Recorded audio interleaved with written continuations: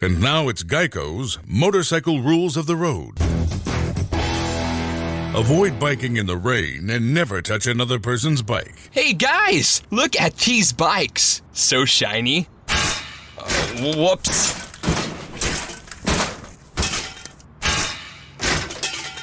I'm gonna leave a note.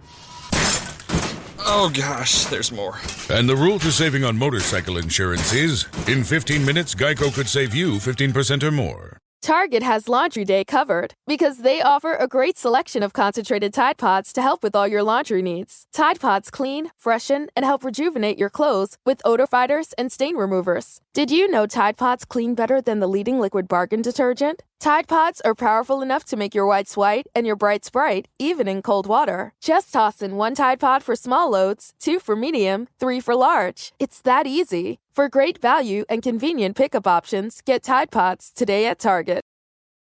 Hello, everybody. Welcome to All Things Elite. Before we get officially into this episode of All Things Elite, we want to real quick bring mention to the reports and the incident that was taking place recently with AEW superstar Jeff Hardy. Jeff was recently pulled over after a wrestling meet and greet, and he was arrested on a charge of DUI and having a suspended driver's license, and it being his third DUI incident in, I believe, 10 years. And Tony Khan on Tuesday afternoon did put out a press release, and I'll read through it real quick before I throw it over to my good buddy Floyd to give our thoughts on the situation.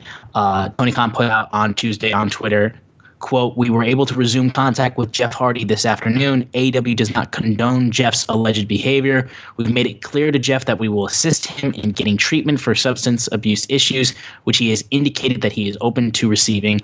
In the interim, he is suspended without pay, and he can only return to AEW upon successfully completing treatment and maintaining his sobriety.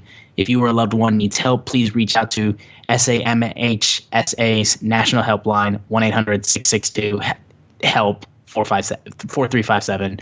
And that was signed from Tony Khan. I'll quickly say this first. Jeff is a legend in professional wrestling. We've known about his demons for quite some time. We really thought he was turning a better corner, and it doesn't seem like that's the case right now. This is a very bad situation, and of course, like I want the best for Jeff Hardy. I think he's very much a man who needs help. Him driving under the influence, it's a dangerous situation, not just for himself but for other people. That's the biggest thing. Is like God forbid something happened where Jeff got hurt or somebody else got hurt because of Jeff. Like, no one wants that situation at all.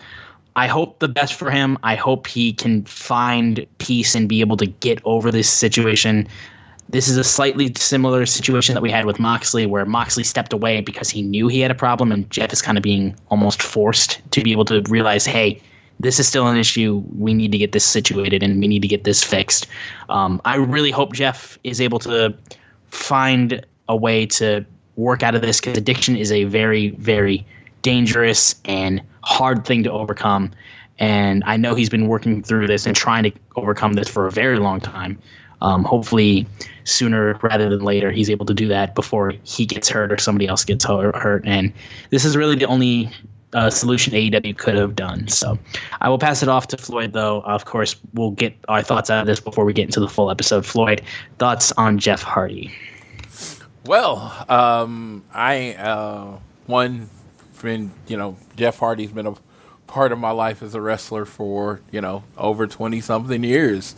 WWE, Impact, and then now AEW. Followed him, been around him everywhere as far as a wrestler. Always been the nicest guy in the world, but unfortunately, he is inflicted with this disease, which is addiction, and it sucks. And he's different times he's, had it under control, battling. It always seems to come. But at this point, Jeff, his family, all those people, they gotta have to work together to get this taken care of. And I just hope that he gets healthy.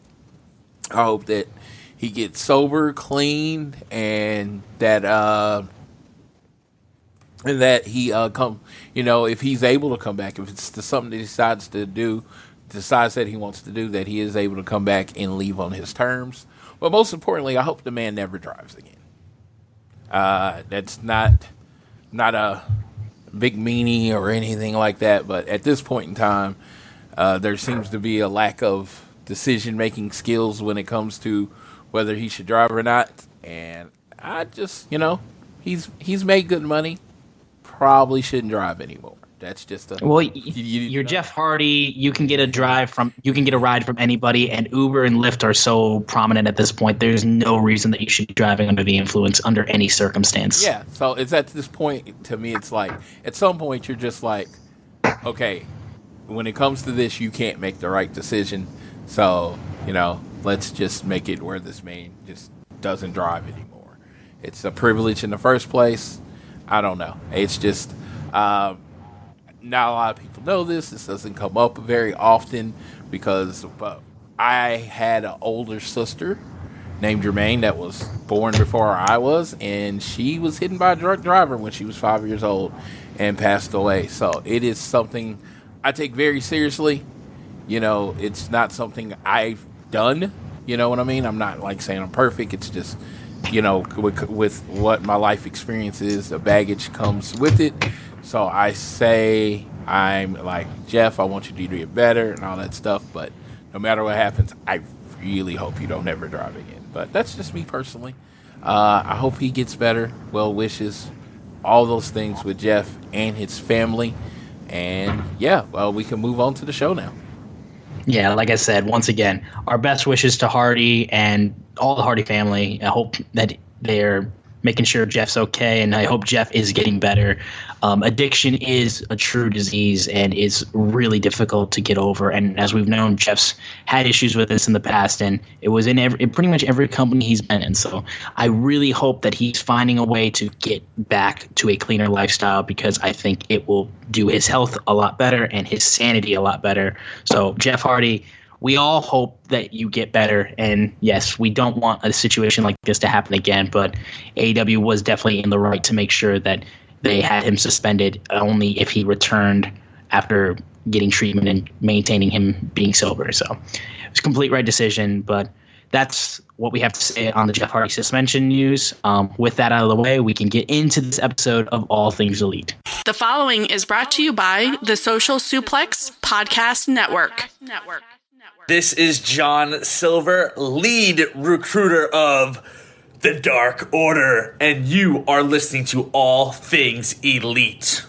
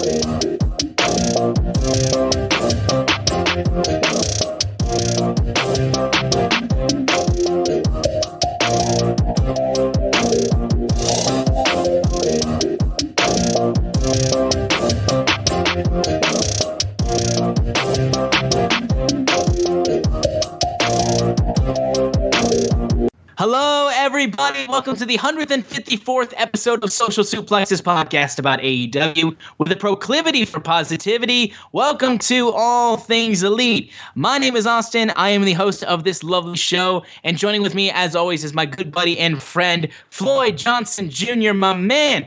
You've had quite the eventful time recently. How are you doing? Dude, I am still on cloud nine. It is literally 6 days after it happened. We are recording this on Thursday, June 16th. Dynamite's been over for a few hours, but I'm still on cloud nine. And yeah, that's how we're going to start this. So last week, I'm going to catch you up. This will probably take, I'm going to try to keep it under 15 minutes, but it was such an epic weekend. I really do want to get everything in. So last week, June 10th was my birthday, Friday, June 10th. Well, my week started on Thursday, June 9th. I got up in the morning and I flew from Oklahoma City to Chicago Midway. So I was very happy. Got up early. My wife got up early to get me on the plane. And so when I got to Chicago, chilling. We were going to go to Albany. Well, they had a situation where the plane was too full and they needed volunteers. And I initially thought about doing it, but I'm very, weird about flying. So if I can get to where I'm going, I always take it. So I actually ignored it and went on a plane. And then we were on the plane. It's like, we really need volunteers. We're going to give you 4 times what you paid for your flight. And 4 times what you paid for your flight, your one-way flight, if you take that. And I'm sitting there and I'm like, well, I'm about to get into Albany at 11 o'clock. My friend Dave, who's meeting me there, is busy. He's working all day. So I really have nothing to do. And then I heard why they wanted someone. Well, there is a Little League game in Albany, and the parents bought their tickets 6 months in advance. And they were able to check in themselves on tickets, but they can't check in their children because their children are under 18. So they got there, and they really needed to get in the flight that day because of the baseball tournament. So they needed 2 people so these 2 kids could get off. Once I heard that, I was like, I'm out. I'll take the delay. I asked, they said, yes, we will get you to Albany tonight. So I was like, okay. I got off the plane and I waited. So, and the kid was able to get on. They thanked, the parents thanked me. I was like, that's awesome. I'm glad you could do it. Well, I'm not going to say exactly how much, but I was blessed with a crap ton of money, like just a check for taking the later flight. And I was very happy. And this is another part I can tell where we're at. So I had a situation at work where my check was at the beginning of the June was not right. It was just not right. It was quite a bit short. And I don't try to really discuss my finances unless it's private. But in this case, because my check was so short, it was going to affect my trip. It was like, I don't know how I'm going to make the trip. The reason being is I had just got back from Las Vegas and spent money at Las Vegas. So it was pretty much worst case scenario.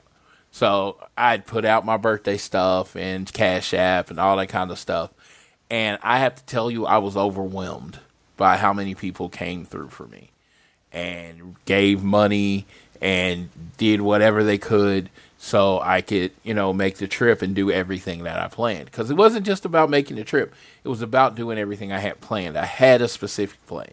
So due to the generous birthday gifts I was given, I was able to pay for all of my hotel. I was able to pay for the main piece, which was a very nice bottle of tequila that I wanted to buy. So I bought the nice bottle of tequila with the gift money that I got, and I was blessed. I will tell anyone this,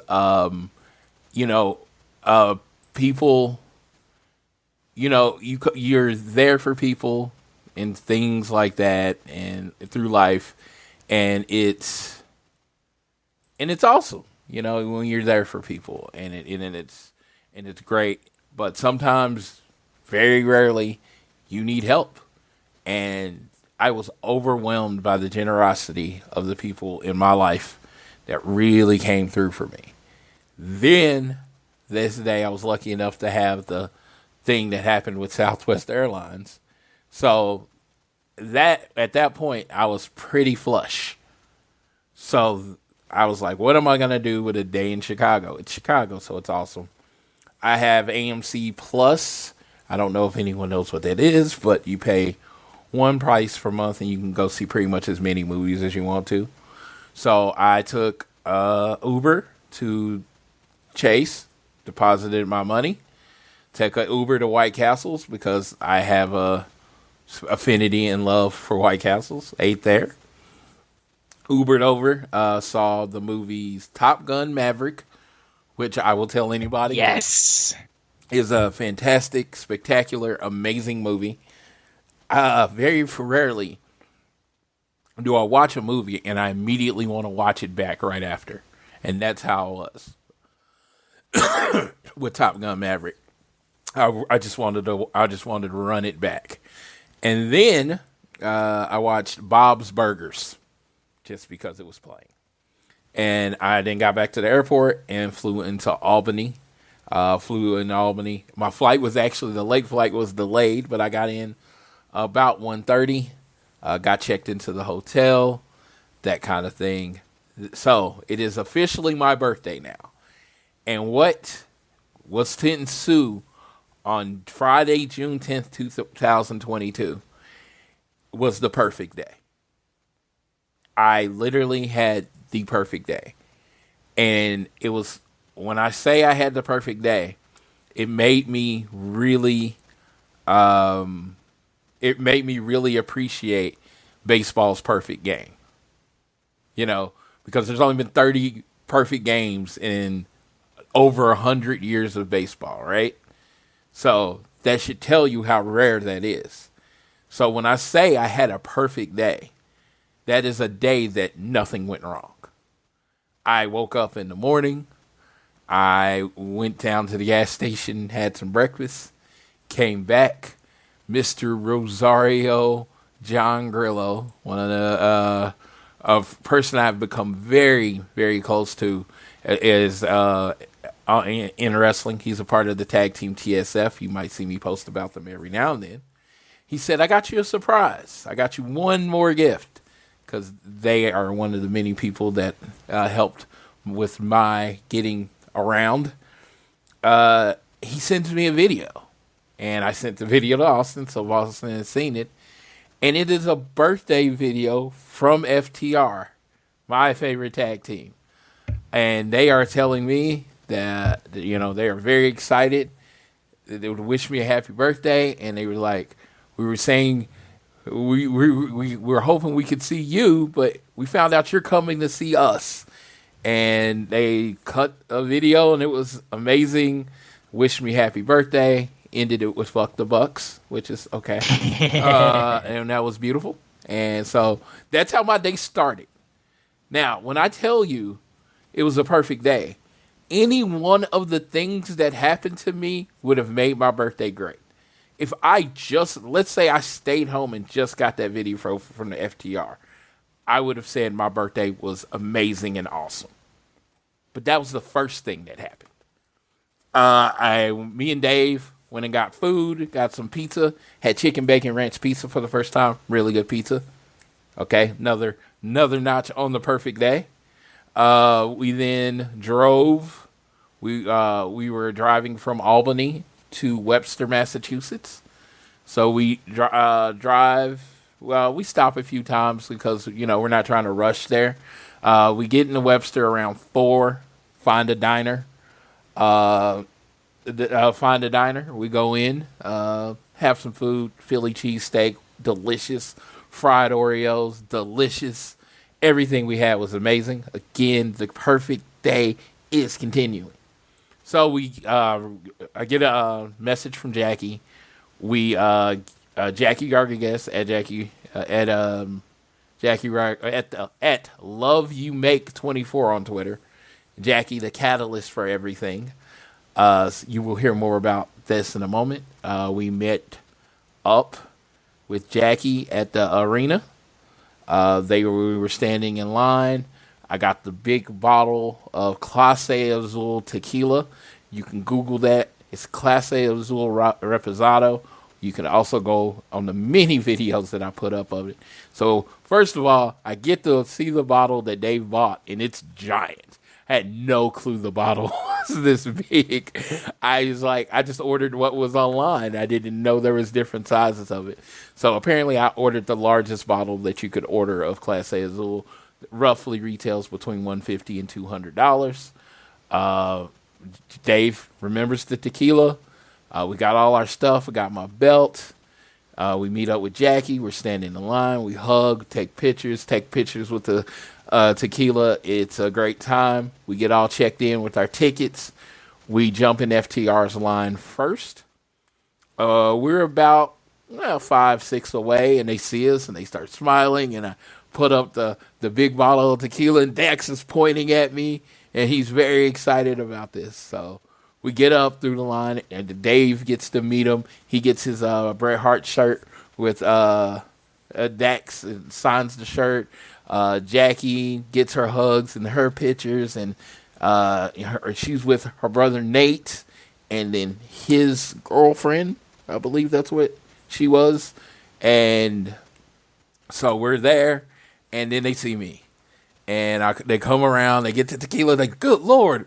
He's like, we're not checking back, so we're going to have to finish that tonight. He says, yeah. I was like, okay, what we're going to do. So we hug, we shake hands, all that stuff. We get our picture, and then Cash is like, so your birthday is today, right? And I was like, yeah, today's the day, 41 years old. He stops me, stops everybody and says, everybody,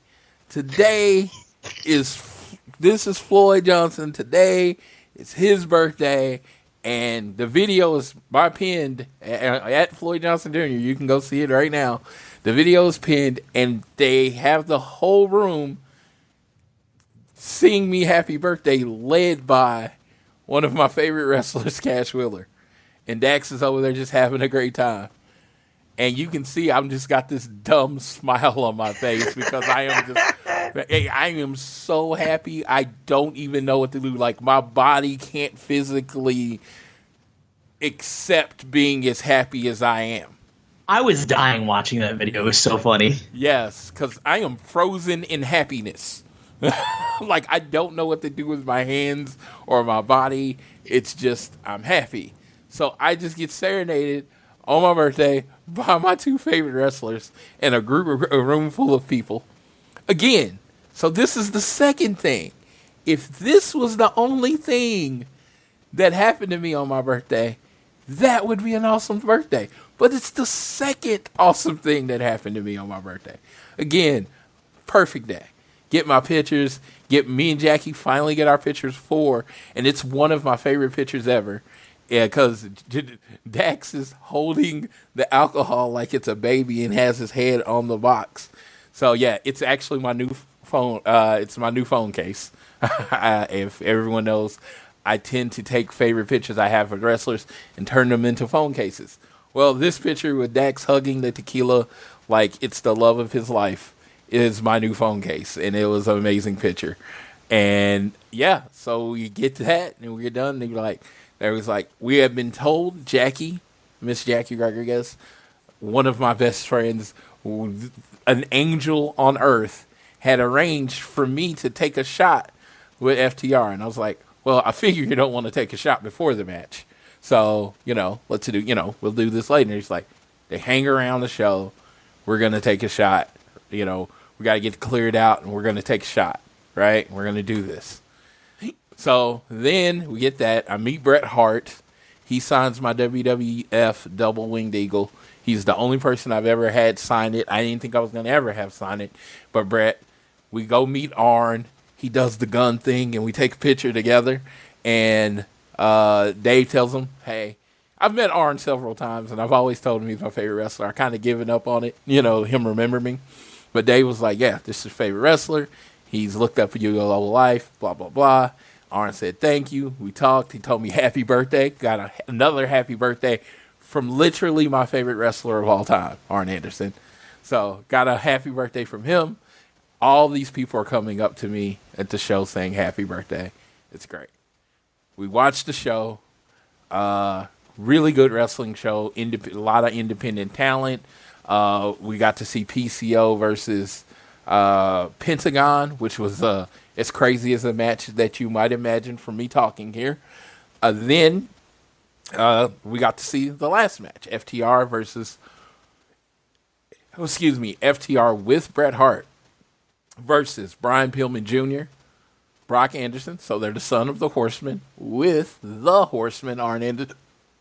Anderson in their corner. So they have their match. The ring was a little small, saw a few trips and all that kind of stuff, but it was still a very entertaining match. The match ended exactly like I thought it would end. Double sharpshooter. FTR had a double sharpshooter, and they both tapped out. Dax cut in passion. I wouldn't even call it a promo. Speech. It was a speech telling Bret how much he loved him, how much he's his hero in life, how much, and you heard the passion coming out, and he teared up, and they did the Bret Hart hand thing, and it was just, you could just tell that it was the night of Dax and Cash's life, and, they had their Bret Hart inspired gear on. All that was great. And it closed. Everybody started leaving. We just sat to the side, didn't bother anybody, didn't get in the way. Jacky sends the message to the boys Jacky sends a message to them to let them know that we're there. And they said, they had to do things. They had to sign things, all that stuff. So we ended up waiting 30. It was 45 minutes. So we're watching everything get taken down and go away. And we're like, oh, God. So we start getting to a point, and, people start getting nervous. I'm like, just calm down. I've done this before. They are doing 150,000 things back there. And the thing is, they're doing 150,000 things. We're only doing one thing, which is waiting, So it seems like it's taking forever. But to them, they're doing so much, they're not even, time. So 30 minutes later, get the reply. We're going to meet over at the side, which was good. We met over at the side. Had, Dax has the tequila. Dave Finishell, my boy, comes through clutch, gets cups. We got cups. We poured the shots out. Dax basically cuts me a promo telling me about my birthday, which is great. There is a video that exists. Not a lot of people are going to get to see it. Just put it that way. It is very much our moment for the people that were there. He pours me a double shot. We take a shot of tequila. And then we shoot the shit for an hour. About just an hour of them talking about what they love about wrestling, how wrestling makes them feel, how much. And Dax is super passionate, and Cash is passionate. Stuff that bothers them. Different other things that you will never get me to repeat because it was such a moment. But I will tell you, I have a shitty memory. Shitty. I always say that. I have a shitty memory. You could ask me what happened at pay-per-views that I was at, and I'm like, oh, that happened? I don't remember. I remember every word that was said in that hour. In the order, the cadence, everything that was said. Till this day, I could repeat that conversation verbatim. And it was because it was me living in that moment. In that special moment. And, yeah, I had that moment that night. We got a group picture. Cash is standing up. Dax is right there. And you got me a picture with the bottle. They then said you got to keep the bottle. We have the marker I had a marker I always bring my own paint pens to everything I go to, just in case the wrestlers don't have them. I've always prepared. In this case, preparation paid off because they signed the tequila bottle that we drank out of. And he then told me that him and Bret had taken shots from the bottle that I bought, right? To the point where the picture is immortalized on the behind the scenes of BTW Wrestling of Dax and Bret Hart sharing a shot of tequila from my bottle. So I got Bret Hart. I got a few drinks in Bret Hart. I provided alcohol to Bret to Hitman Hart. Just think about that. No one can take that away from you. No one can take that away from you. It is immortalized. The bottle is in the picture, right? Then we got the picture, and it's signed by Dax and Cash, and they were just signing, let's fucking go. We love you. Thank you. All of this over the bottle. Again, I've recorded it and put it on there because there's so much on the bottle. So I have this one of one souvenir. That's it. I have the bottle of tequila. Like, somebody else could get tequila signed.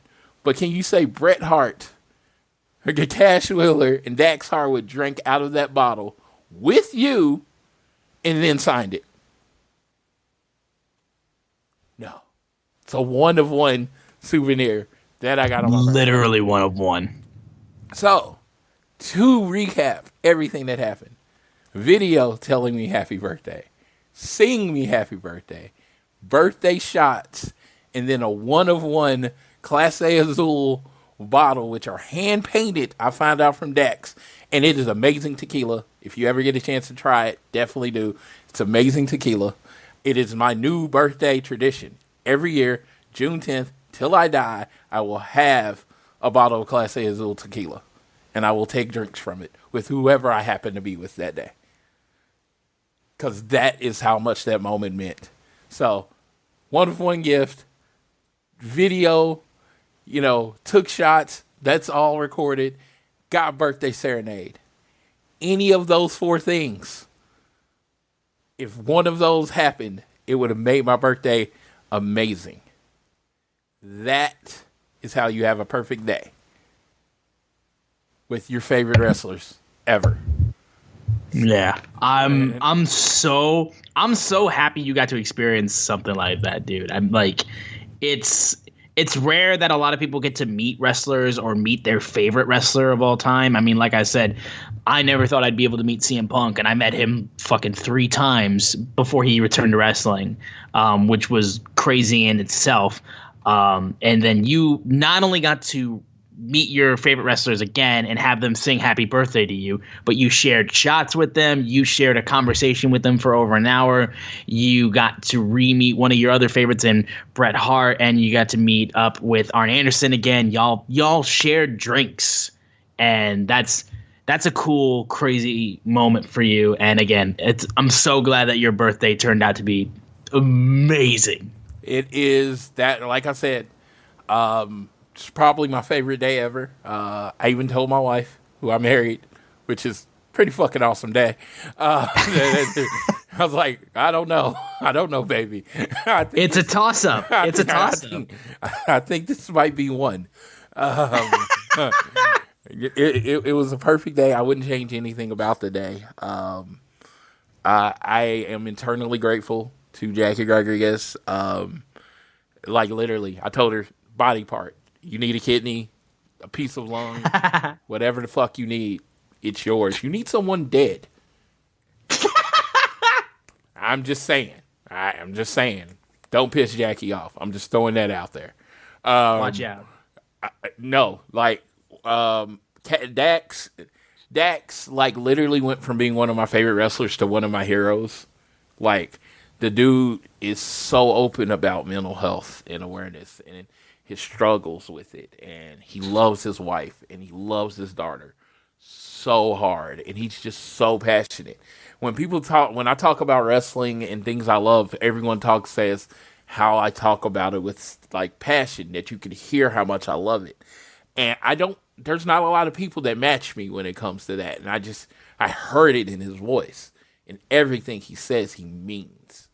And it's just, like I said, I went from like, oh man, this guy, I really like the way this guy wrestles, right? And I really like, the way he cuts promos and all that stuff, to I really admire this human. This is a human that I like, younger than me, that I look up to, because he lives his life with the type of passion that I feel like is the only way to live your life, And Cash is the coolest human on the planet. He is just so effortlessly cool.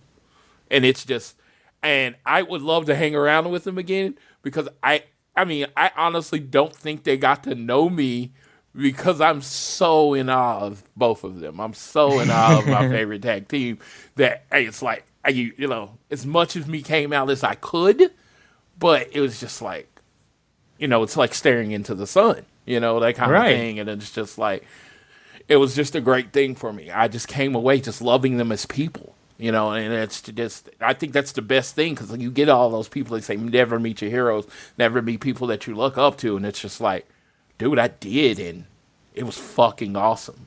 It was everything you wanted it to be. I was everything I wanted to be. Dude, if they didn't like me, I wouldn't know, because they were just as gracious and as, I don't know how you can say cocky and humble at the same time. I don't even know how that works, but they were. So then the next day we drove, me and Dave, this is a lot faster so we can move on with the show.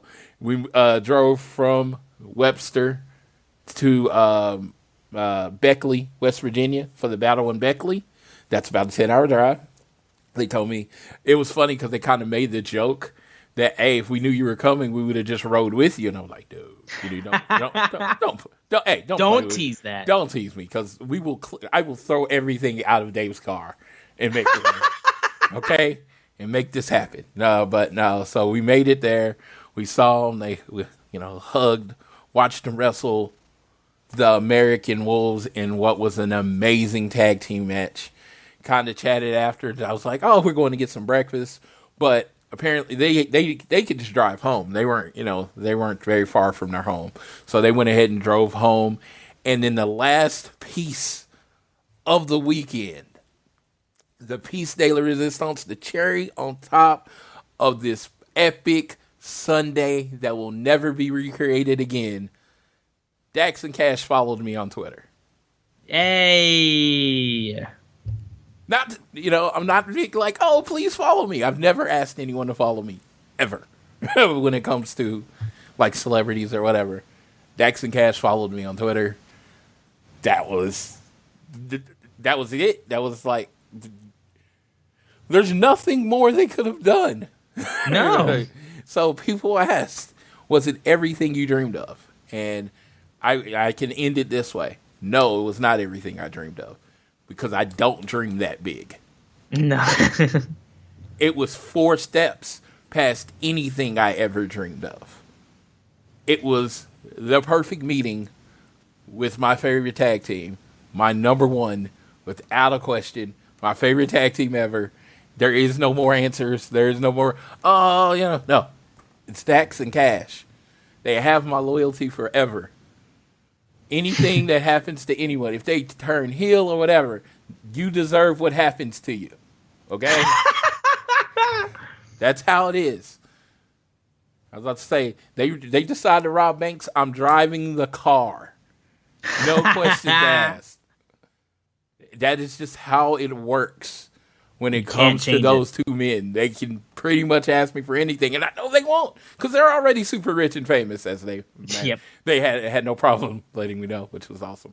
No, but no, it was perfect. It was. I hope you've heard in my voice how much I appreciate this. I don't take anything for this for granted. I will, if they never acknowledge me or speak to me again, they've done everything and more than I could ever ask for. Yeah. And I'm like, shout out FTR forever. I was about to say, if this does not make you a fan of FTR, nothing will. Because these men went above and beyond for me. And it was like,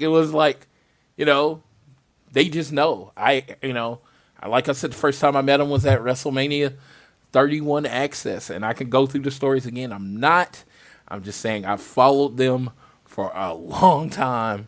It's pretty much like before they really even debuted on NXT TV, I have followed them. And man, it's crazy. It's crazy how much you can love two men that, you really had like 3-4 conversations with or whatever, real conversations with. And yeah, I thank them. I thank them immensely on a level that they will never understand. Because, like I said, I never thought that could happen. And that's it. That's it. Yeah, I mean, again, shout out to Dave Finishil. He came through. We used his car, drove from Albany to Boston to West Virginia, and back to Albany. We spent 20-something hours in the car, 30-something hours together. Probably, he probably hates me a little bit and still loves me, that kind of thing, because we were that in each other's face.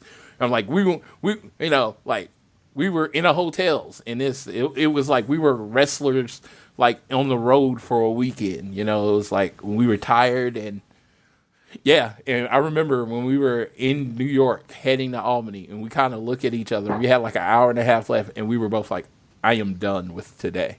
We're like, we are done, that kind of thing, and it was just physically exhausted.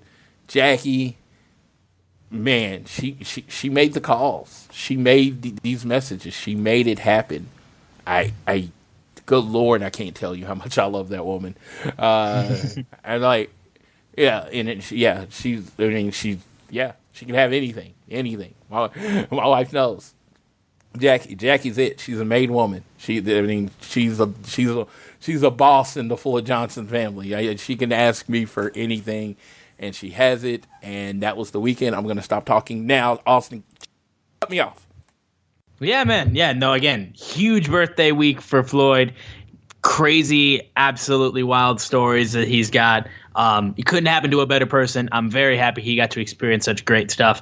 But with all of his wonderful stories out of the way, and be sure to follow him on Twitter to be able to see the videos that have been popping up of him experiencing those great stuff with FTR. We got to get into AEW and all the news that we have for you. Apologies for not being on last week. Some things got into the way, but we got to get into the show itself. But real quick, I got to do my little spiel. Make sure you guys continue to download this fine show on Google or Apple Podcasts. And if you listen to us on Spotify or any other podcasting platforms, give us a share with your friends, family, coworkers, whoever you wish. You can leave a rating and a review. And if you're so inclined, you can leave a donation through our podcast provider, Red Circle. But the easiest way to support us is by following us on social media. At AT Elite Pod is our Twitter account. And at Social Suplex are the guys that make this show possible. So please check them out and all the other shows they have on their network. I am at Austin Sumowitz, SZUMOWICZ, and Floyd is at Floyd Johnson Jr. on Twitter, where you can see all the videos and pictures of him spending his week and his birthday with the best tag team in the world, FTR. Now, real quick, we have to mention, because this was recently posted on social media, and this will be our last thing we talk about before we get into just Dynamite itself, which took place on the 15th of June. Last week's Dynamite, which had a one-on-one match between Thunder Rosa and Marina Shafir, had a little bit of controversy surrounding it. Now, the match itself was rough. It was very clear that it was just nothing was working and everything was just really rough. There were claims during the match that Thunder Rosa was sandbagging Marina Shafir and basically not putting all of her weight and helping for moves like a suplex or stuff along the lines of that. And doing it purposefully. Those were spreading around for a while. Just after Dynamite went off the air, however, Thunder Rosa posted a picture on her Instagram and on her Twitter, picture with her and Marina Shafir, where they were breaking bread. And Thunder Rosa put on her Twitter, on her Twitter and her Insta, the caption, which said, I'm pulling it up actually right now, so give me one quick second. Today we take responsibility and work on being better, because at the end of the day we break bread, two mothers navigating a world and where we're both never ending learners. So there's no beef. They've very much patched it up. Whatever the situation was with that match, it was a shame the way that it happened the way that it did, because at the end of the day, Thunder Rosa is an amazing AEW Women's Champion. Marina Shafir is very much working her way up the ranks and stuff like that and really trying to improve every single day. At the end of the day, I'm glad that there's no beef. I'm glad that there's no controversy surrounding it. I'm glad that everything's cool. I will pass it off to Floyd, though, because I know we weren't able to talk about that match from last week's Dynamite. Thoughts on what took place and the fact that everything seems to be on the mend with Thunder Rosa and Marina Shafir? So I thought the match was kind of ugly, but I just thought, maybe it was a timing chemistry issue, that kind of thing. It's just like the things that happen in wrestling. I thought the end result, with Thunder winning and then Marina attacking her. I thought that was all like good, and then I thought it was leading to something. Then because she kind of rolled her up, and I thought it was leading to them maybe having another match down the line. I didn't think much of it until the stuff came out online. That's why I was like, I think some things wrestlers are going to police on their own. You know what I mean? They're going to have a conversation, have a beer, in this case, break actual bread, and, talk it out. They're grown-ass people, they're at work. They're in a very interesting business. They're going to handle it, and it seems like this situation was handled. Yeah, and it definitely shows, too, that, a lot of these things should just be settled like that, where it's doesn't have to get on social media, doesn't have to be out there for public people to be going oh, I think this is happening, or I think this about this person, because then it just gets gross, because the things that people would say regarding the situation was gross. And if you said things in regards to Marina Shafir or Thunder Rosa derogatory or anything like that, you're gross. So, but I'm glad that everything's on the cool end of the stick in that regard. But with that covered, we can get into AEW Dynamite Road Rager, which just ended just last night. So, of course, as we said, we'll mention some stuff that happened from Dynamite the previous week, where we had, of course, Moxley faced off against the winner of the Battle Royal, which was won by Dante Martin, and that was a great match in itself. It was a good episode of AEW Dynamite, where we also saw the debut of a brand new championship, the All-Atlantic Championship, which we saw a qualifying match and a tournament match take place on this week's Dynamite. So we'll start off with the opening match for Road Rager to get everything underway. Hair versus hair. The wizard himself, Chris Jericho of the Jericho Appreciation Society, going one-on-one with his former Inner Circle buddy, Ortiz. William Regal was on commentary for this as well. And this match was really, really, really good. I thought they did a great job of just making sure this crowd was just hype, which St. Louis was going nuts for pretty much the entire show. There was a great kick out in this match that took place where Eddie Kingston got in the ring during the massive scrum that happened outside between the Jericho Appreciation Society and basically the guys that like to beat the shit out of people with the BCC and the friends of Eddie Kingston. Eddie gets in, gets the spinning back fist onto Chris Jericho, and then just barely Jericho kicks at it too. And it was such a great kick out, such a great near fall. The crowd was hyped on it. However, once again, there was more interference on the outside that distracted Aubrey Edwards, distracted the referee.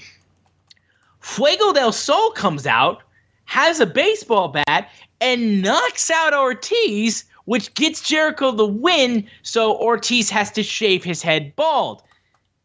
Fuego goes over to the side with Jericho, and we realize that doesn't look exactly like Fuego. Unmasked, Fuego takes it off the mask, and it's Sammy freaking Guevara reuniting with his former Inner Circle member, and it's, of course it is, the Spanish bastard himself, the Spanish God, reunites with Chris Jericho. Latex gods are reunited. And then Ortiz gets a razor from the barber in the ring and then just says he's a man of his word, starts cutting his hair off in the ring, and Kingston then puts the mic to Ortiz's head or Ortiz's mouth as he's shaving, and he just is repeating blood and guts, blood and guts, blood and guts, just while not even looking away from Jericho, showing how much he wants to get his hands on him in that type of match. And yeah, it was a great moment. It continued to build up hype for Blood and Guts taking place in Detroit, freaking Michigan, which I'm so excited about. It's going to be incredible to be able to experience that live and in person. And this was a really good way to open up the show. Like I said, the crowd was into it. I thought that near fall that happened after Eddie got in the ring was such a great near fall. I wouldn't compare it to say, I know the first thing that popped into my mind when I saw that kind of reaction to that near fall was the end of an era match where Shawn Michaels super kicked Undertaker pedigree and he still kicked out. But it was one of those things where it's somebody interferes and you're like, that's the finish. And then it wasn't the finish. And it was caught everybody off guard because Jericho literally kicked out at 2.9 like he was on Fire Pro. Really, really great stuff. Absolutely super emotional, that part. when he hit the fist and Monkey, aka Ortiz, jumps on top of him and he kicks out. I literally jumped out of my chair. Like, I knew that was the end of the match. I knew Jericho was getting shaved right then. And I jumped out of my chair because I was so excited of what happened. Then the baseball bat happens. I am not a size expert, but I've met Fuego del Sol several times. So it literally, when I saw that person, I was like, okay, that's not Fuego del Sol. This dude's like 40 pounds heavier than Fuego del Sol and taller. Yeah, so I figured it was Sammy. It was like immediately I knew it wasn't Fuego. And it was even how the mask was on, how loose it was. You made it. Here, finally. Checked out of office to check into the sweet views of that place you've always wanted to go. You know the one. It's nice. Even the kids like it. This place is so cool. And they never like it. Mom, can we go to the pool? Look at that. Not even asking for the Wi-Fi. When you're with Amex, it's not if it's going to happen, but when. American Express. Don't live life without it.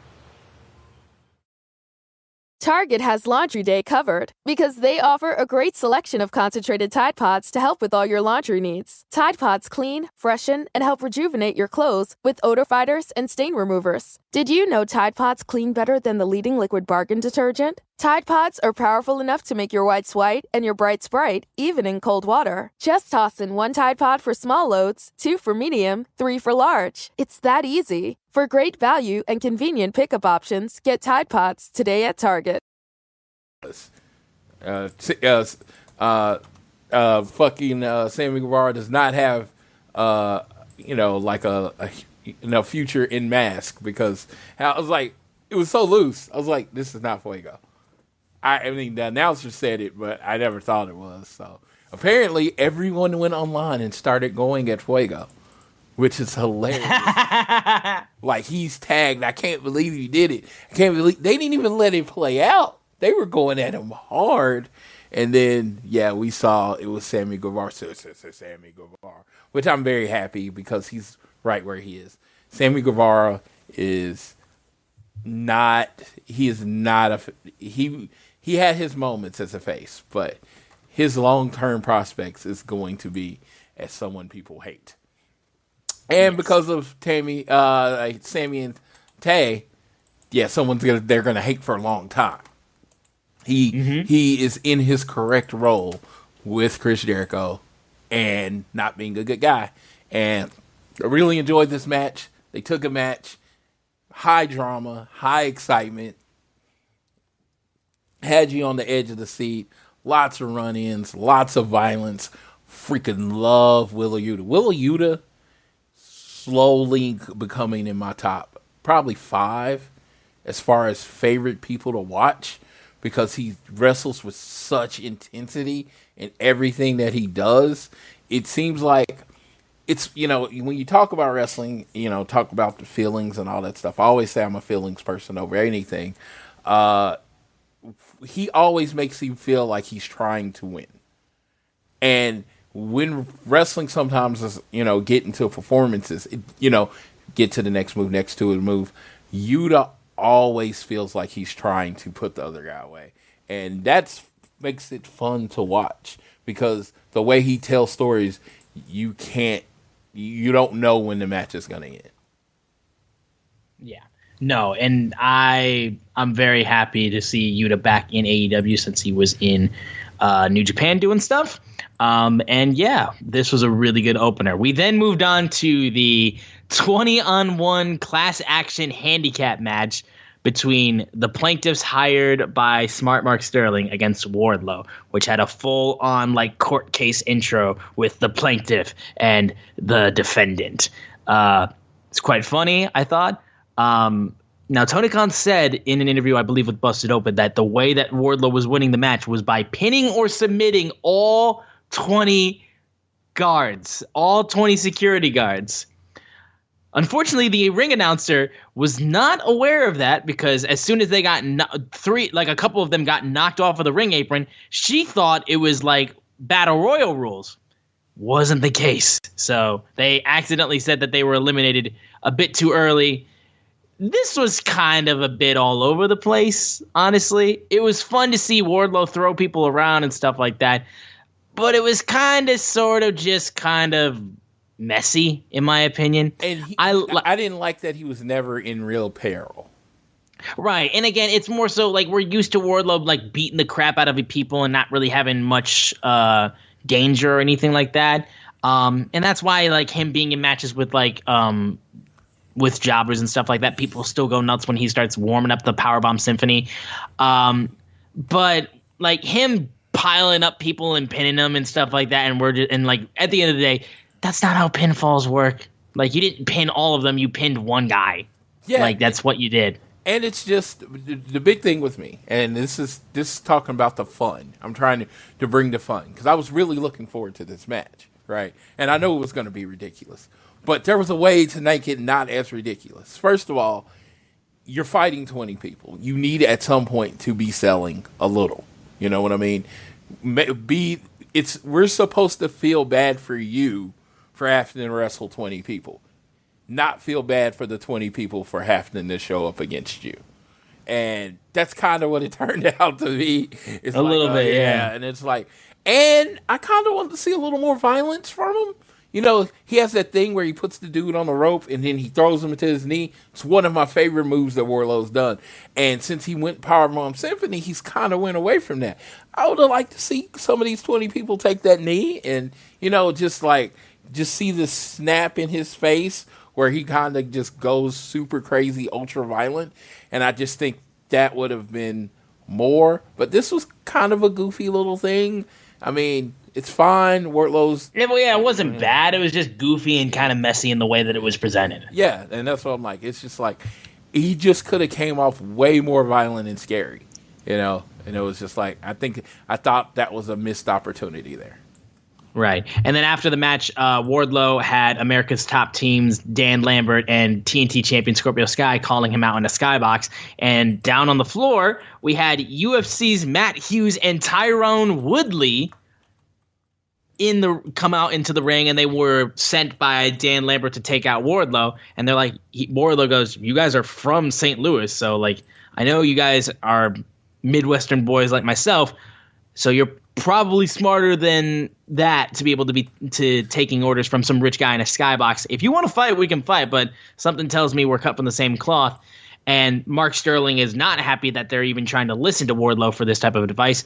Tyrone Woodley gets shoved. He does not like that, so he throws Mark Sterling into Wardlow, who power bombs Mark Sterling into the ground, and then they interact and they shake hands and they hold each other's hands up high.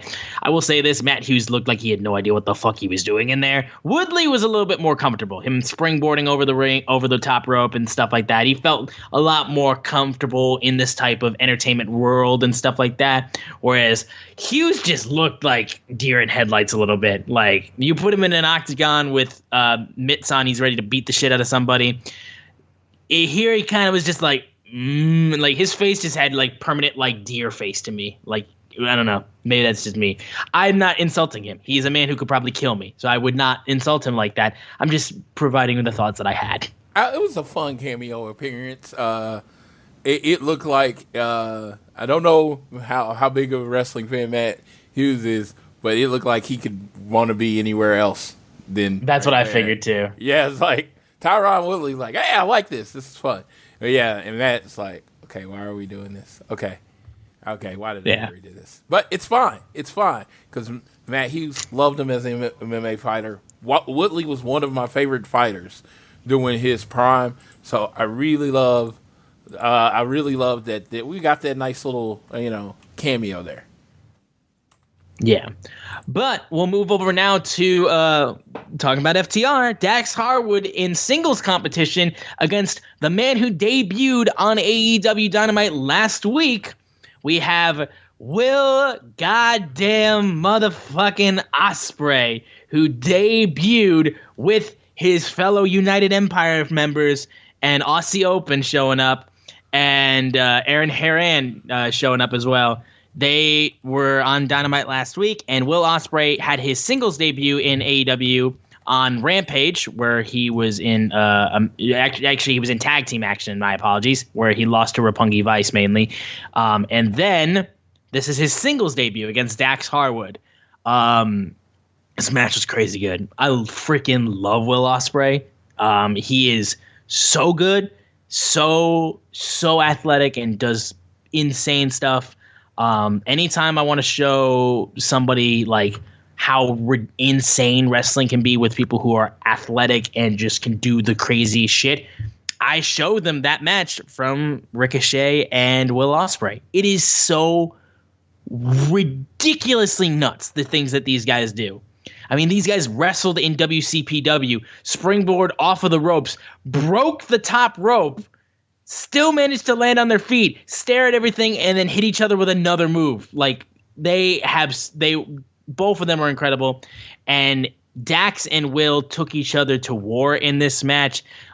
Dax Harwood himself, but also with Cash, FTR themselves, might be having the best, year of their entire careers. The stuff that these guys have done in the past year plus, and how unbelievably great they've been, Dax and Cash, it's crazy how awesome and how amazing these guys have been doing since they've joined AEW. And not only that, since they've been doing stuff with Ring of Honor and AAA and all the other stuff that they've been doing, and being able to have Bret Hart in their corner, like their favorite wrestler of all time, and doing all this stuff. Like, they're living the dream right now. And Dax was fighting super hard, but eventually he got hit with the Oz Cutter and Hidden Blade to the back of the head, and that would finish things off as Will Ospreay got his official first victory in AEW. And then United Empire comes into the ring, beating up on Dax Harwood after the match is over. Cash Wheeler, Rocky Romero, and Trent come down to the ring as Roppongi Vice come to join the fray and try to even up the odds. But then we had the returning, healthy, freshly squeezed Orange Cassidy as he strolls out to the ring. Everybody empties out except for Will Ospreay, and Ospreay and Orange Cassidy stare off until all the baby faces, Roppongi Vice and Cash, get in the ring with Trent, FTR, and all of them, and they chase Will Ospreay out of the ring. And it has been confirmed at Forbidden Door, we will be getting Will Ospreay versus Orange Cassidy. Yes! I can't keep myself together. I'm so fucking excited for that match. It is going to be amazing. Absolutely. So let's first talk about the match.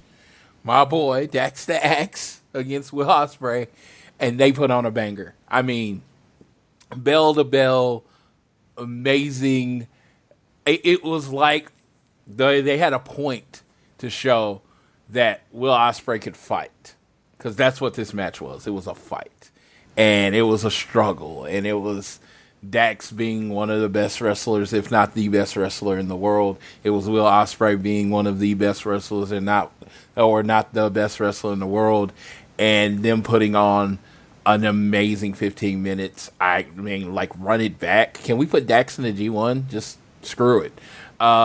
It was just a banger, and it's just like another impressive performance for both, but it just seems like it brought out, and you saw the other side of Will Ospreay, the more violent, physical side of Will Ospreay. You got to see Dax be a little more agile, even using that top rope.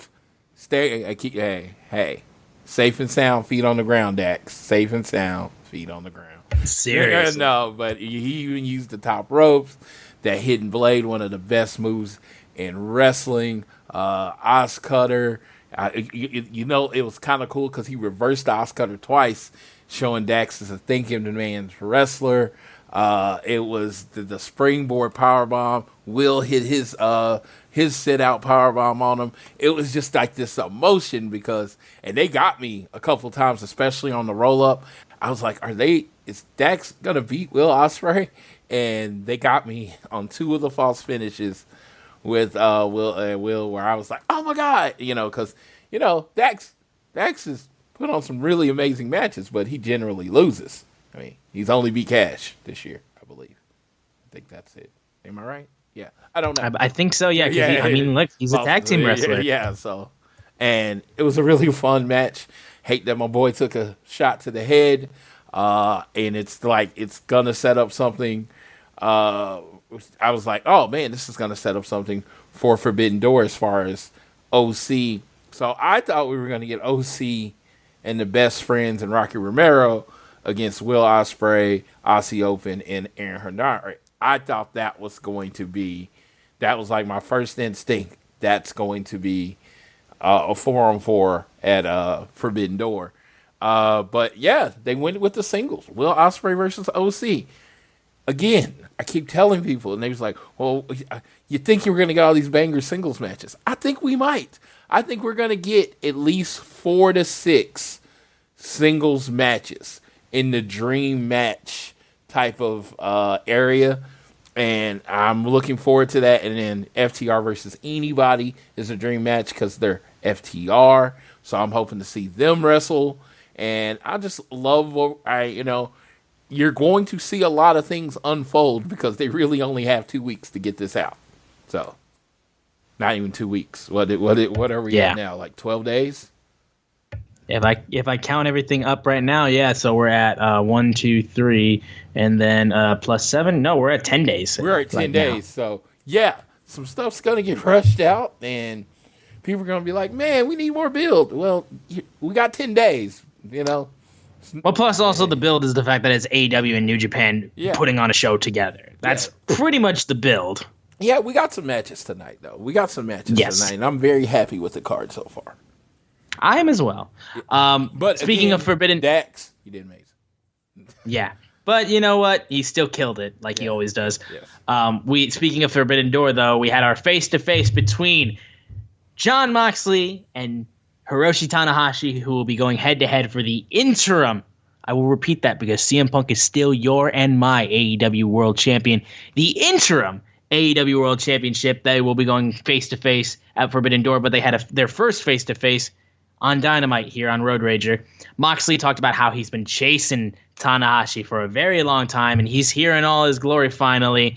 And he said chased him across Japan on bullet trains. All of that work from day one with New Japan, New Japan Strong, everything they've been doing. It's always been about Tanahashi because there are a lot of championships in this business, but there's only one man they call Ace, and that's him, but not for long. He deserves his respect as fans were chanting for Tanahashi. They're the man he's the man they call Ace, but not for long because this is a fact, not a catchphrase. He tells Tanahashi that he's the best professional wrestler on this planet. A lot of people are just pretending. I live it day in and night out. Everything is on the line. Everything he's given up for 3+ years. He's been doing this in AEW. Everything that you are is going to be on the line because he plays for keeps. When the dust settles at Forbidden Door, you are going to call me Ace. And then Judas plays as Chris Jericho comes out yet again, interrupts Moxley, Sammy Guevara out there with Ty Conti this time.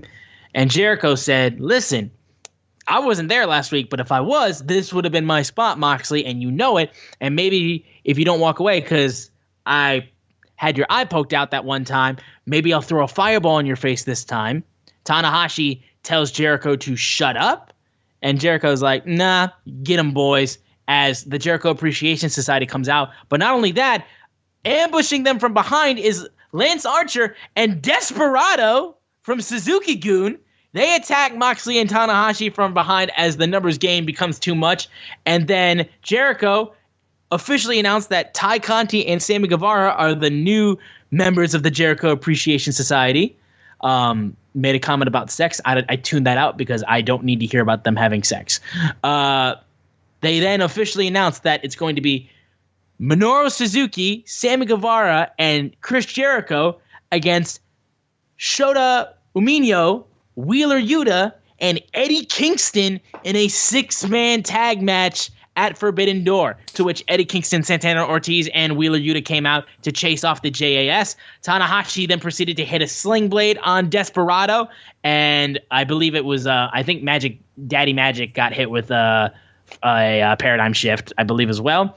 And then Tanahashi and Moxley, after they took one man out each and out of the ring, they once again stared each other down as they will be fighting for the interim AEW World Championship. So a lot happened in this. Shout out Desperado. We saw your first little appearance. Good to see you. And that is going to be a really fun and interesting 6-man match, especially seeing Shota. Like, it's cool that we get to see him at Forbidden Door. Chris Jericho, legend. Minoru Suzuki, legend. Sammy Guevara, God. All on one. Against Eddie Kingston, the most real wrestler probably in professional wrestling, because everything he comes off is real. Shooter Amino. He's the son of Red Shoes Amino, but yes. It's Shota, but Moxley, when he was kind of his young boy, called him Shooter Amino. And then, Wheeler Yuta, the violent Wheeler Yuta. It's like, you know what? It's like violence is going to happen in this match. And like, there's going to be a lot of forearms and back fists and punches. It's not going to be a lot of wrist locks. That's going to be a fight. This is going to be a 6-on-6 fight. And Sammy Guevara's in a featured match, which makes me happy, with 2 other young guys. Then you got 3 kind of older guys. So, yeah, this is the kind of match, one of the kind of matches I thought you were going to get at the Forbidden Door. You got your nice 6-man trio. You got your trios match here. Not every match can be a singles dream match, but this is going to be a fun match, and this is the kind of match you want on the show. Absolutely. No, I'm crazy excited for that type of match, and I think everybody in the ring in that match is going to do amazing. We then had a All-Atlantic Championship qualifying match. Now, of course, last week on Dynamite, the first qualifying match that took place was the House of Black's Buddy Matthews versus Death Triangle's Pac. These two obviously had history, but at the end of the day, Pac was able to hit the perfect black arrow to get the win off of Buddy Matthews, and he is punching his ticket to Forbidden Door for that All-Atlantic Championship. However, afterwards, he celebrated with Death Triangle after that. And then today, yesterday, we had another qualifying match, All Ego Ethan Page against the Redeemer Miro. I love Ethan Page, but listen, Miro's back. He wants gold. He wants to redeem some championship glory. So as much as he tried to play heel and get away from Miro and try to get some sneaky stuff happening, Miro was going to kill Ethan Page. And Dan Lambert tried to get involved, but Miro was not having that. And eventually he hit that game over submission. Ethan Page tapped out. Miro moves on, and he will be moving closer and closer to that All-Atlantic Championship. This was all right. This was solid. I think Miro winning is the right move, and I think having him in that title picture definitely helps put legitimacy towards that title, because we all remember how good Miro was as the TNT champion. And if you want to make this championship seem important, you know what? Have Miro go for it, because if Miro cares about that title, it probably means a lot. My favorite thing about this match is when Ethan Page took Miro's hands, put them together, and said, "Pray to me." Pray to me. Great I moment. love that line. I think Ethan and then Page, Miro's laughing at him. Ethan Page is ultra talented. I thought this was a really good match, but I howled and laughed very, very hard at that. Yeah, no, it was a great moment. He absolutely took that moment and made the most of it. So, yeah, shout out Ethan Page for that, because that was great. We had a announcement backstage that Dante Martin would be getting a rematch with Jon Moxley after he lost his qualifying match for the Forbidden Door interim AEW World Championship match.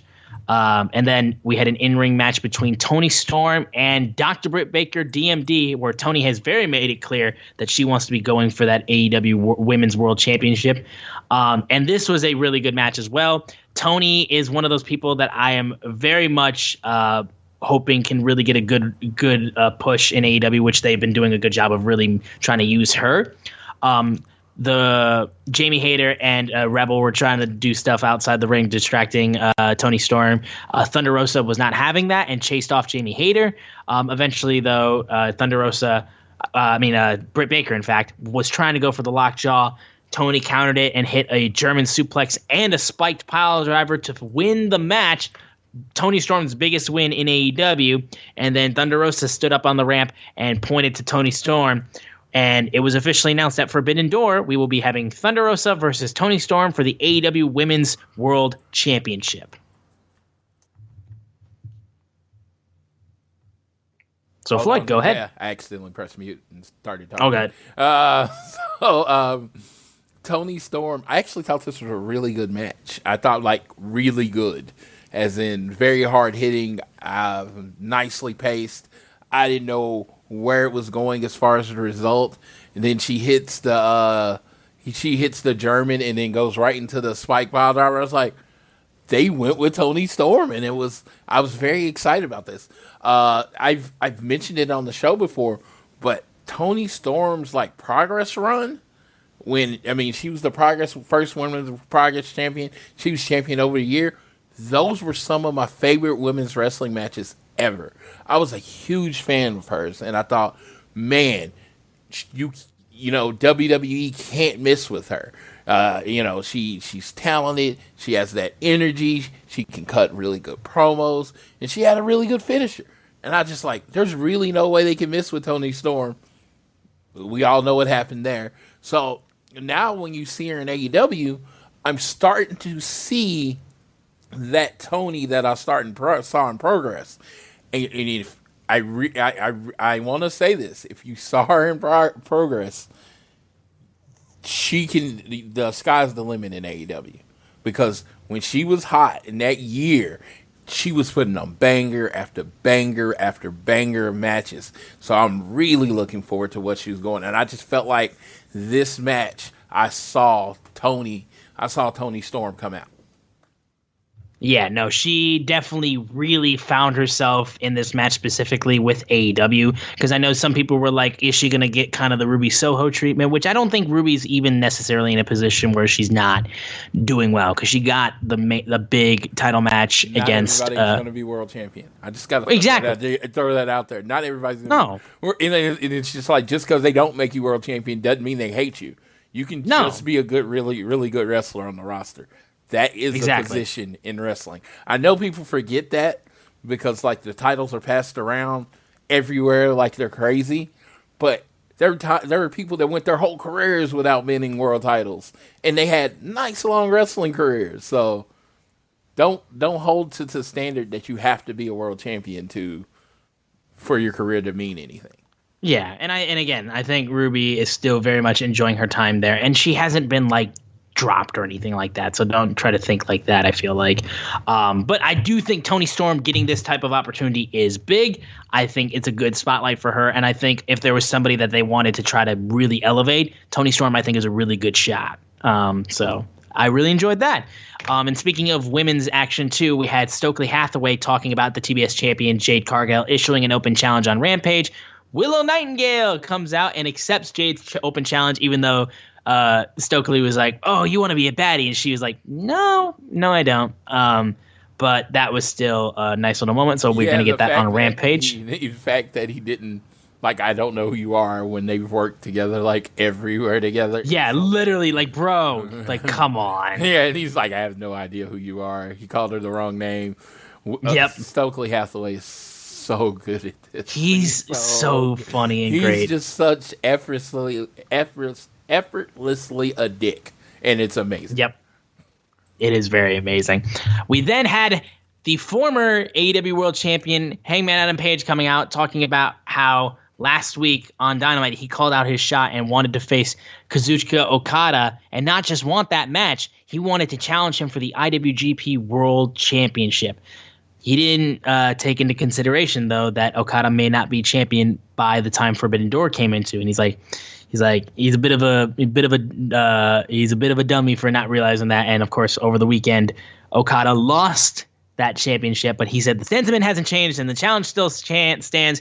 Adam Cole comes out. It's like, you really are a stupid cowboy. He's like, Forbidden Door isn't about AEW or New Japan. It's about the Undisputed Elite. It's about the Bullet Club. And the best way to showcase that is Adam Cole against the new IWGP World Heavyweight Championship, Jay White. And speaking of Okada, Adam Cole goes, he's not even going to be there. And he goes, somebody who is going to be there and wants to come out and say hello is this man. And it's Jay White, the Switchblade, who attacks Hangman from behind with the Blade Runner. And he talks about how, really referencing that awesome promo he cut after he won the title, he is the catalyst of professional wrestling. What makes you think you call the shots, Hangman? Because I'm the IWGP World Heavyweight Champion.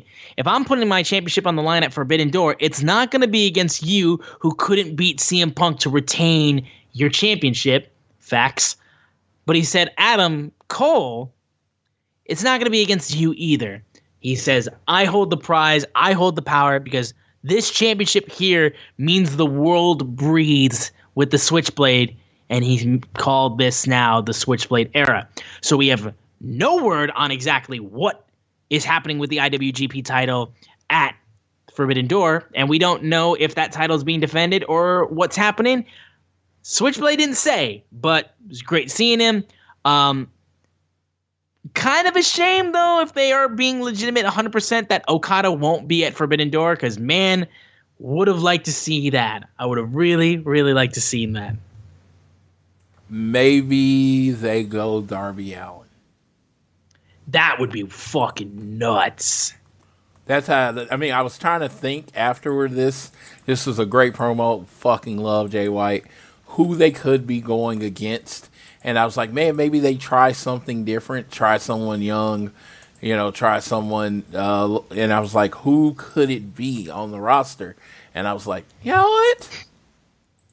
Darby Allen. That could be someone Jay White could underestimate and end up having a fight with, And I don't know if that's who it's going to be. I'm not predicting Darby Allen or anything. I just thought that would be a cool person because Darby doesn't even look like he's worried about Forbidden Door. We'll talk about that when we get to it. But, yeah, I was just trying to think of somebody kind of that they could bring in and have that match with. Yeah, actually, go ahead and say what Darby had his little video package on the. It's not in their results for some reason, but yeah, please go ahead and mention about Darby Allen since he is very much leaned towards your favorite singles wrestler in AEW. Yeah, he is going after Red Dragon. He's going to bust up Kyle because he hurt Sting, and Kyle was actually in his promo talking about how much he enjoyed the sound of Sting's leg breaking. So. Yeah, something's coming of that. And, yeah, I don't know what that's going to be, but I am... Darby and Kyle I'm not a big Kyle O'Reilly singles person, whatever. And that's neither here nor there, but Darby and Kyle last match had a really good match. And if they're trying to build to something of that happening again, that would be really cool going forward. For sure. But we now close things off with the main event, the AEW World Tag Team Ladder match, which was originally going to be the Hardys involved with Jurassic Express and Matt Hart and the Young Bucks. Sorry, Hardys got pulled for obvious reasons, and Jurassic Express was defending in a single tag team match in the ladder match against the Young Bucks. Of course, Young Bucks in a ladder match. You know how these guys go. They're all over the goddamn place, using Northern Light suplexes, smashing Jungle Boy into a ladder, using the ladders for all different types of stuff, tables everywhere. Jungle Boy proceeded to throw Matt Jackson into a table with a Hurricane Rana off of the apron. Fucking crazy. Nick Jackson powerbombed Jungle Boy through a different table. Canadian Destroyer was hit later, and there was just so much stuff happening.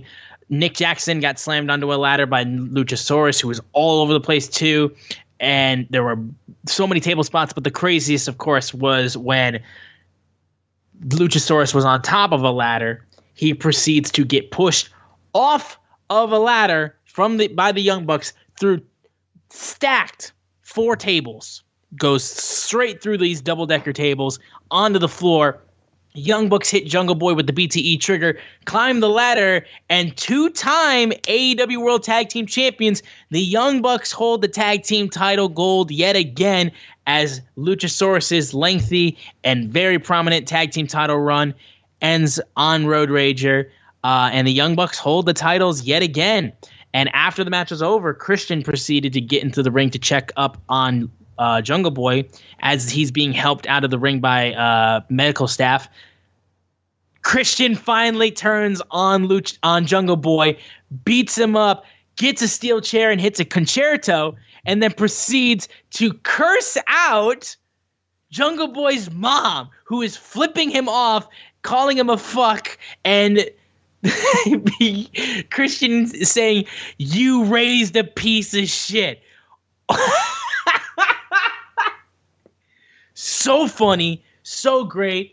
We all know how good of a heel Christian is. We know how good this man is, and they were teasing it for a while. Christian turning on Jungle Boy. And you want to talk about a great singles feud, that is it, because Christian and Jungle Boy can tear the house down, I'll tell you that much. And I think it really amplifies Christian being in AEW for the first time in a very long time, because I love Christian, and him being in AEW and him working with Jurassic Express has been great.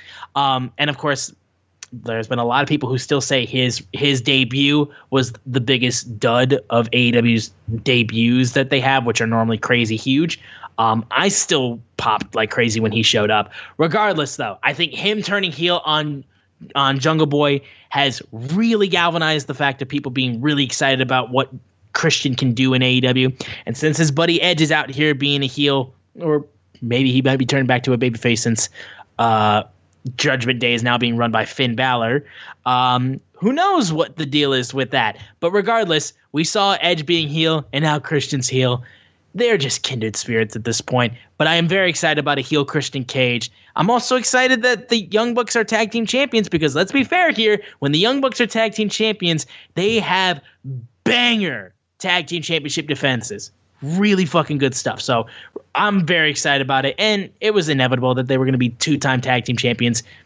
They fucking helped made the company. So, and I'm all for it because I love the Young Bucks. I think they're amazing. So yeah. Great closer for Dynamite Road Rager.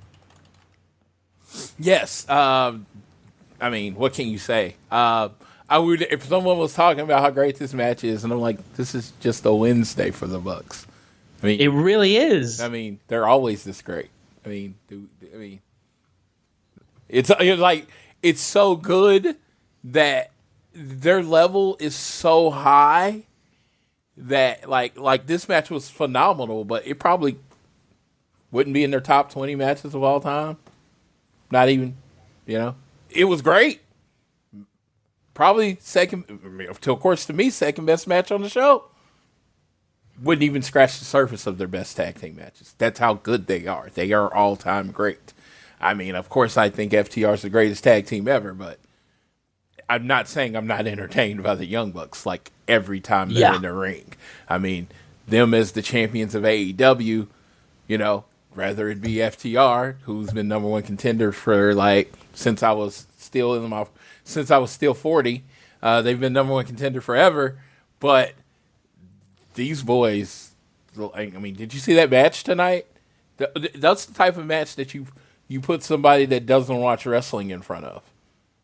They're going to be entertained, or they're just dead inside. You know what I mean? It's just, everything is happening. I mean, they're going from super kick to backflip to through the table to, BTE trigger. And it's just like, okay, and I've seen it, and I can't necessarily describe it. You need Excalibur because he's the only person that can keep up with how much they're doing and how much it matters. And how also, shout out to Excalibur, too, for doing a really good job of just explaining a lot of New Japan lore and who these guys are. Because if there's one thing I would say, I would definitely love it if there was a little bit more video packages to, shine a light on the New Japan guys that have been showing up and, give a little bit of, information on people who may not be familiar with some New Japan stuff. I would like some more video packages. I would say that. I think the one they had with Tanahashi and Moxley was great. I need more of that for New Japan guys. But literally he's doing verbal gymnastics Excalibur is doing to be able to explain all the stuff from New Japan and all this history, and he does it effortlessly. Yeah, and that's what I was like. And in this match, he keeps up with everything they do, and it was clearly, this match told a story. Jurassic Express is not as good as the Hardy Boys in a ladder match. That was the story of this match. Not Hardy Boys, Young Bucks. Come on, boy. They're not as good as the Young Bucks in a ladder match. The Young Bucks have way too much experience. This is their match. They were a step ahead of them everywhere. Even when they got close, they weren't even that close. And then they just put Luchasaurus through a double table, and it was just basically 2-on-1, and then they won it. I've never seen as a definitive of a ladder match win as this one. It was just like, okay, we knocked you out, and then we just went and got up there. And then shout out to Christian. I mean, creepy little bastard. The peeps, all the different things he's been over the years. Everyone knew this was coming, and he still shocked the world. And it was amazing. All time, as far as how good they are, I think it gets lost on people how good Christian and Edge are. And this was another, them just being great. Yeah, no. Crazy good match. Shout out to the Young Bucks. Shout out to Christian. Shout out to all of them on a great closer.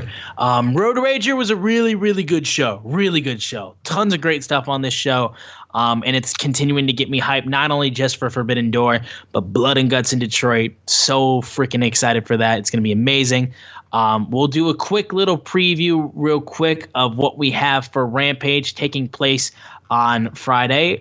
So the stuff that was announced for Rampage is that we're going to be getting Rampage Road Rager, where we're having Max Caster and the Ass Boys facing off against Roughing It with Bear Country and I'm blanking on the name. Leon Ruff. Yeah, that's why it's called Roughing It, Austin, you dumbass. Of course, yeah, Willow Nightingale has made the challenge for TBS champion Shade Cargill's title, so we'll be getting that match on Road Rager Rampage. And then we're getting a singles match between Darby Allen and Bobby Fish. After he had the singles match with Kyle O'Reilly, he's going after the other half of Red Dragon in Bobby Fish. And then also we're getting another rematch of Dante Martin and John Moxley, who have fought before, and they are going to put on a banger of a match. I am very much sure of it.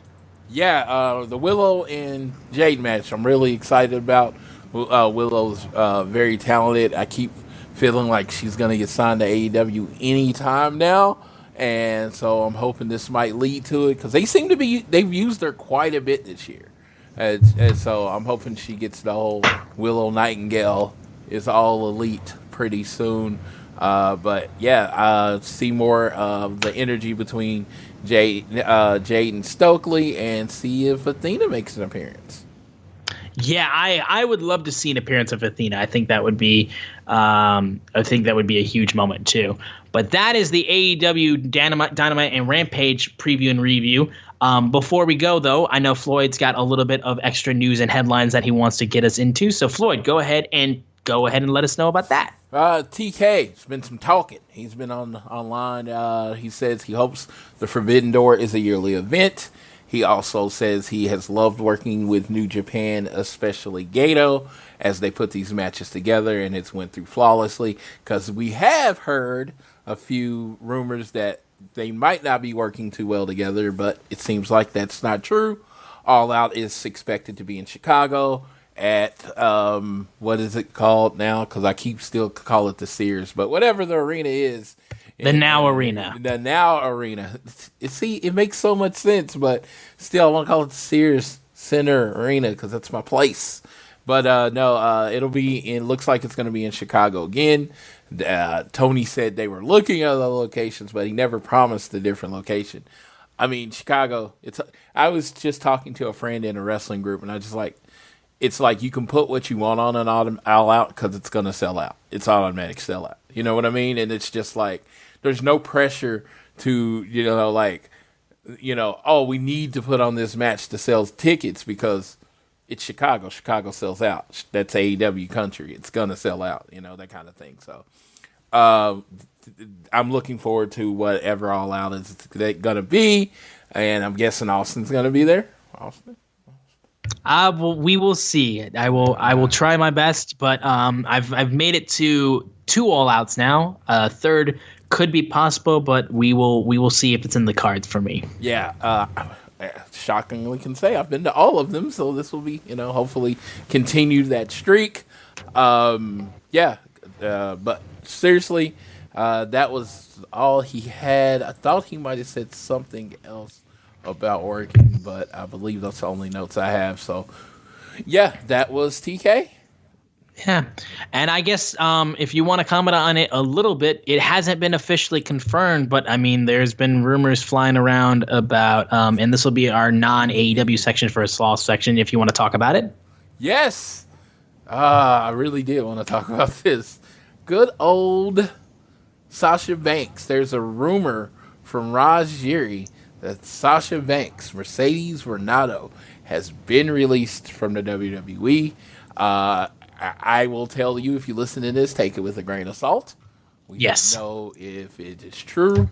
Raj does seem to have good. Raj seems to have good contacts inside the WWE somehow. I know Sean Ross. Yeah, I know Sean Ross Sapp has said that like he tends to have good sources. So it hasn't. He didn't know for sure about the situation, but he says Raj normally has good situations. Yeah. So can't confirm or deny, but that's a game changer. I've many times said that when people talk about the women's division or being in AEW being behind the men's, there's a lot of talented women in the women's division, amazing talented women in the women's division. But as far as name and notoriety, there was no Chris Jericho, there was no Moxley, there was no Cody, there was no Young Bucks, there was no Kenny Omega, right? Sasha Banks is that. Mm-hmm. She is that. Yeah. She is a game changer. 5.3 million followers on Instagram, 2.3 million followers on Twitter. She's a game changer. She is a needle. Oh, yeah. She's a channel changer. She is a loyalty changer. She has one of the most hardcore fan bases in wrestling. You do not mess with the boss's fans because they will come at you hard. They love that woman. They worship her like the people worship the Beyonce and the Beehive. So, who is returning with a new album? I will say, actually, she just announced that on social media. So Sasha Banks is on that level, that game changer, that division maker. She's going to make sure everybody on the roster steps up their games at least 5 notches if that happens. But again, it's all conjecture. She is on The Mandalorian, so she very much could just, go to Hollywood if she wanted to. Absolutely. But whatever she decides to do, she's going to be great at it because she is driven and she is talented. So, but yes. Once again, still not confirmed officially, but the rumors have been flying around. Grain of salt. Grain of salt. But if TK, if this show comes out and it has been officially confirmed by the time this episode goes live, then there you go. But as of the time that we are recording this right now, which is late at night on Thursday, leading into Thursday morning, June 16th, as of the time that we were recording this, it is still only a rumor. But if things change by the time this episode comes out, then you already know what the situation is. Yeah, so, TK, as a person that it's not their money and I'm not super rich, back up the Brinks truck, just put it right in front of her. MJF, if you thought you were worried about getting money, if she shows up, brother, you're not getting as much money as Sasha Banks. That's not what. Let's be fair here right now. Which is just crazy to think too that it's been a couple weeks since that whole thing happened with MJF walking out, and then possibly getting on the plane. So much shit has happened that seems like years ago. Yeah, I'm talking about black duffel bag on the porch. Get this done, TK. You know what I mean? Yeah. Get this briefcase. Done. Boom. Just drop it. Let's go.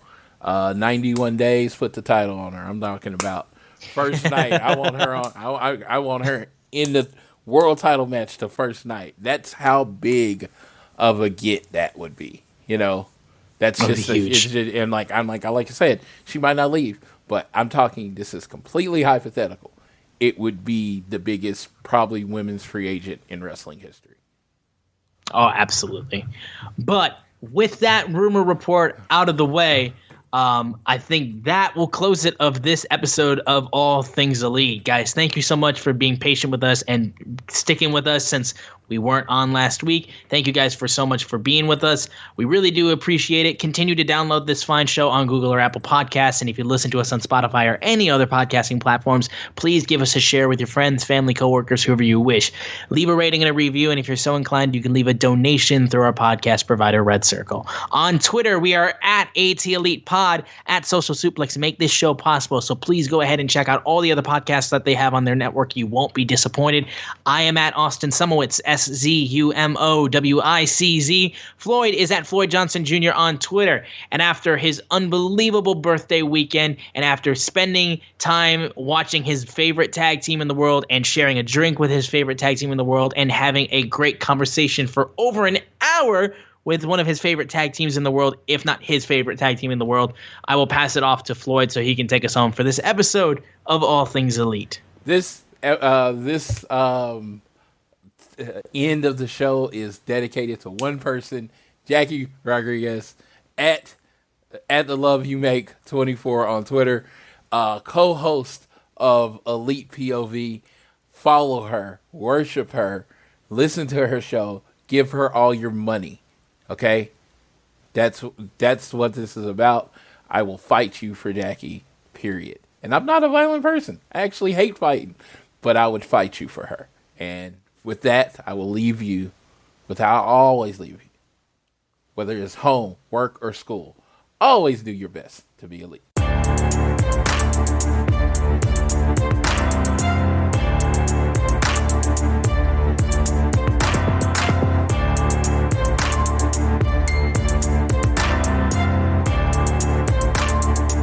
Dunkin Refreshers are the perfect way to get a little more out of your day. With more tropical flavors like new mango pineapple and more ways to get glowing. Available with green tea, coconut milk, or lemonade. You've got what you need to make the most out of every moment, even the ones spent stuck in traffic. What a beautiful day. Sip into all your favorite Dunkin Refreshers like new mango pineapple. America runs on Dunkin. Price and participation may vary. Limited time offer. Additional charges may apply. Target has Laundry Day covered because they offer a great selection of concentrated Tide Pods to help with all your laundry needs. Tide Pods clean, freshen, and help rejuvenate your clothes with odor fighters and stain removers. Did you know Tide Pods clean better than the leading liquid bargain detergent? Tide Pods are powerful enough to make your whites white and your brights bright, even in cold water. Just toss in 1 Tide Pod for small loads, 2 for medium, 3 for large. It's that easy. For great value and convenient pickup options, get Tide Pods today at Target.